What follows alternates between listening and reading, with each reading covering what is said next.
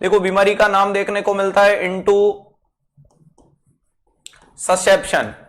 अगर मैं बात करता हूं क्या होता है इनटू ससेप्शन, तो टेलीस्कोपिंग ऑफ इंटेस्टाइन। इसका मतलब क्या देखने को मिलता है, telescoping of intestine. Telescoping of intestine का मतलब आंत का एक पोर्शन दूसरे आंत के पोर्शन में फंस जाता है। ये at the time of birth नहीं, आफ्टर बर्थ देखने को मिलता है। एट बर्थ नॉट सीन,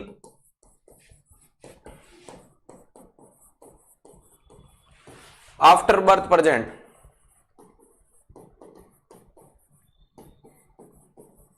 ये जन्म के टाइम नहीं देखने को मिलता है, जन्म के बाद देखने को मिलता है। ये जन्म के बाद नहीं, जन्म के बाद देखने को मिलेगा। वेरी इंपॉर्टेंट चीज है, क्लियर है, ध्यान रखिएगा। नेक्स्ट इंपॉर्टेंट चीज है कि अगर इसकी मोस्ट कॉमन साइट के बारे में बात करोगे, मोस्ट कॉमन साइट क्या देखने को मिलती है, मोस्ट कॉमन साइट क्या देखने को मिलती है, तो ध्यान रखिएगा आईसीजे। आईसीजे बोले तो ileocaecal junction, ileocaecal junction, ICJ जिसे बोला जाता है। ठीक है सर, अब इसमें नजारा क्या हो जाएगा कि ये मान लीजिएगा एक इंटेस्टाइन का पोर्शन, इस पोर्शन में ये दूसरा पोर्शन यूं फंस जाए, इसे आईसीजे के नाम से रखा जाता है। अरे ध्यान रखिएगा, इस कंडीशन को आप क्या बोलोगे, इनटू ससेप्शन। बहुत बढ़िया, सूसेज शेप मास देखने को मिलता है। अब इस मरीज में स्टूल में क्या क्या चेंज आ जाएगा, तो एक तो इसमें देखने को मिलता है बच्चे में सीवियर कोलिकी पेन। क्या देखने को मिलता है, सीवियर कोलिकी पेन देखने को मिलता है। नेक्स्ट अगर कंडीशन को अगर मैं बताने की कोशिश करूं, सीवियर कोलिकी पेन देखने को मिलता है। इसमें और क्या देखने को मिलता है, तो याद रखिएगा करंट जेली लाइक स्टूल। क्या देखने को मिलता है, करंट जेली लाइक स्टूल देखने को मिलता है, ध्यान रखिएगा। नेक्स्ट इंपॉर्टेंट चीज कंडीशन को वहां पे करंट जेली लाइक स्टूल के अलावा म्यूकस स्टूल भी देखने को मिल सकता है। अरे करंट जेली लाइक स्टूल बोल दो या ब्लडी म्यूकस बोल दो, कोई दिक्कत नहीं। इसी को आप क्या बोल सकते हो, तो ध्यान रखिएगा ब्लडी म्यूकस बोला जाता है।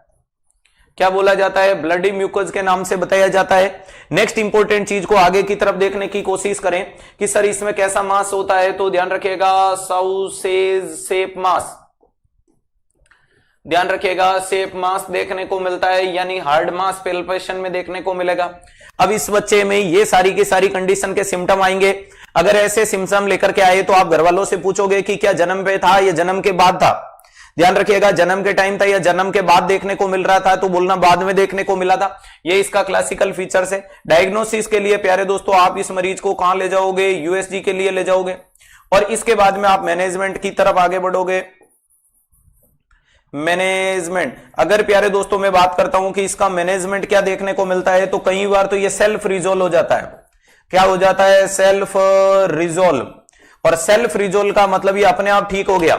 अपने आप कैसे हुआ कि प्यारे दोस्तों बॉडी पोस्चर जैसे ही दबाव लगा, जो इंटरसेप्शन था वो खुल गया। अरे वो खुल गया सर, दबाव अपने आप सेल्फ रिजोल्व हुआ, इसका पता कैसे चलेगा, तो ध्यान रखिएगा पेन रिजोल्व। एक तो पेन स्टॉप हो गया, और दूसरा ब्राउन कलर स्टूल, और दूसरा उस व्यक्ति में क्या पास हो गई, ब्राउन कलर का स्टूल देखने को मिले। अगर ब्राउन कलर का स्टूल आना शुरू हो जाए और दर्द खत्म हो जाए तो इसे सेल्फ रिजोल्व बोलते हैं। ठीक है सर, अगर इससे नहीं हुआ तो दूसरा तरीका क्या होता है, हाइड्रोस्टेटिक मेथड।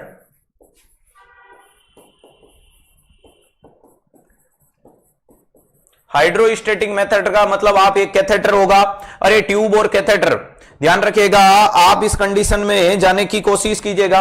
आप क्या करोगे, इंसर्ट ए ट्यूब और कैथेटर, ध्यान रखिएगा वेरी इंपॉर्टेंट चीज है, इंसर्ट ए ट्यूब और कैथेटर। आप ट्यूब और कैथेटर को इंसर्ट करोगे और उसमें हाइड्रोस्टेटिक प्रेशर लगाओगे, वो अपने आप खुल जाएगा। जैसे घर की नाली में ब्लॉक नहीं होता, यहां कैथेटर डाल के दबाव क्रिएट करोगे तो ये खुल जाएगा। तो insert A tube and catheter और क्रिएट ए प्रेशर, ध्यान रखिएगा, जिससे आप क्या करोगे, and create a pressure, and create a pressure, जिससे आप प्रेशर लगा करके इसको रिजोल्व कर दो। नेक्स्ट इंपॉर्टेंट चीज है, इससे भी नहीं होता है तो ओपन सर्जरी, ध्यान रखिएगा। उसके बाद क्या देखने को मिल रहा है, तीसरे नंबर की कंडीशन को क्या बोला जाता है, ओपन सर्जरी। एक बच्चा जो बार बार कमेंट कर रहा है उसको पहले रूल्स बताओ दोस्तों, 360 डिग्री के नियम क्या है। ओपन सर्जरी करोगे, ध्यान रखिएगा ओपन सर्जरी वाली कंडीशंस का मतलब क्या हो रहा है, इस पोर्शन को आप ओपन करोगे और ओपन करने के बाद आपको क्या किया जाता है कि जो इन्वॉल्व पोर्शन है उसको काट दो और उसको आरे कर दो, यानी साइड टू साइड एनास्टोमोसिस कर दो। क्लियर? जो इन्वॉल्व पोर्शन था, अफेक्टेड पोर्शन था, उसको काट दो और दोनों चीजों को जोड़ दो। नेक्स्ट सर, इसका कॉम्प्लिकेशंस क्या देखने को मिल सकता है इस बीमारी का?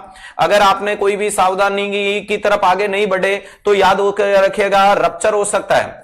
अरे इंटेस्टाइन रप्चर होगी, रप्चर होते ही क्या होगा, तो पहले पेन स्टॉप होगा, सबसे पहले क्या होगा, पेन स्टॉप होगा, देन क्विक सीवियर अनबीरेबल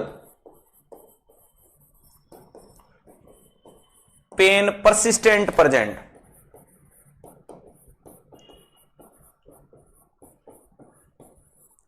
ध्यान रखिएगा, वेरी इंपॉर्टेंट चीज है कि अगर आपसे पूछे कि सर इस बीमारी का कॉम्प्लिकेशन क्या डेवलप हो जाएगा, ध्यान रखिएगा इस बीमारी का कॉम्प्लिकेशंस क्या देखने को मिलता है, तो ये इंटेस्टाइन वाला पोर्शन रप्चर हो जाएगा और इसमें रप्चर होते ही इसमें भी दर्द कम होगा।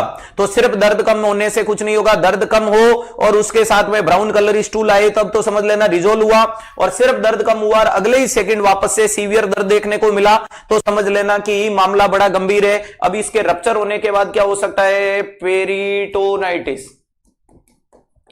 अरे और पेरिटोनाइटिस में साइन क्या आता है, गार्डियन साइन आता है। ध्यान रखिएगा, वेरी इंपॉर्टेंट चीज है।